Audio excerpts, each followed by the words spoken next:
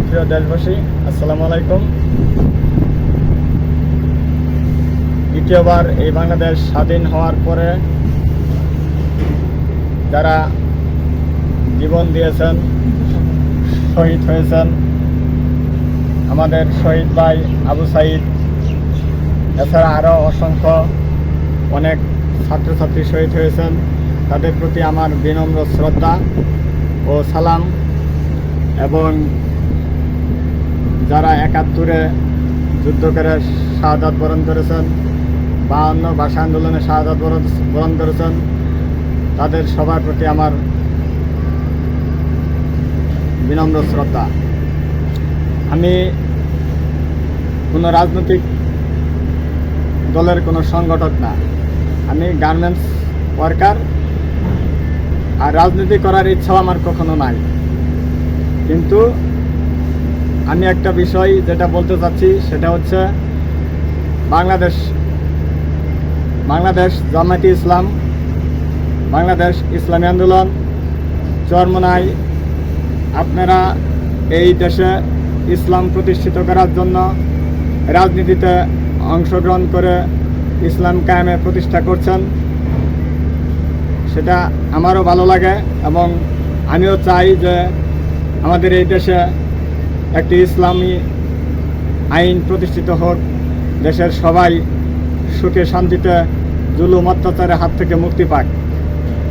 সেক্ষেত্রে আমি সমগ্র ইসলামী সংগঠনকে আহ্বান করতে চাই যে আপনারা যারা ইসলামী সংগঠন করে রাজনীতিতে অংশগ্রহণ করছেন, তারা এককভাবে কোনো দল না করে সমগ্র ইসলামী সংগঠন একত্রে যৌথভাবে একটি ইসলামী দল গঠন করলে আমার বিশ্বাস এই দেশে সবচাইতে সহজে ইসলাম কায়েম প্রতিষ্ঠিত হবে। অন্যথায়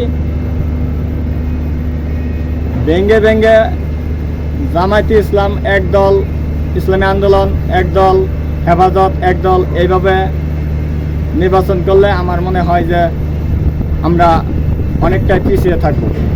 হইতে পারে আল্লাহ ইচ্ছা করলে ইসলাম শাসন প্রতিষ্ঠিত হইতে পারে, কিন্তু সেটা অনেক দূরের কথা।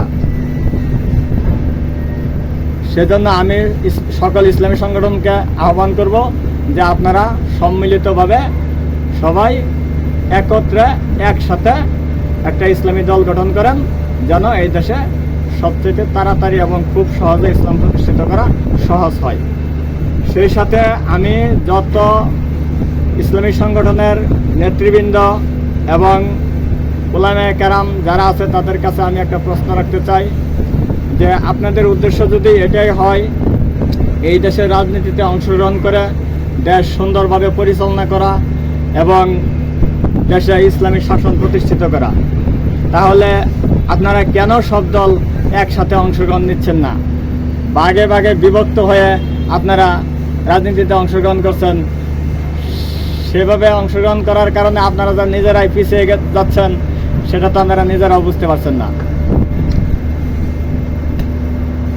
কারণ কোরআনেও বলা আছে যে ঐক্যবদ্ধ যে জাতি না থাকবে সে জাতি কোনোদিনই সামনের দিকে অগ্রসর হতে পারবে না। এজন্য মুসলমানদের মধ্যেও ঐক্যবদ্ধতা গড়ে তোলা দরকার। যে জাতি যত বেশি ঐক্যবদ্ধ সে জাতি তত বেশি শক্তিশালী।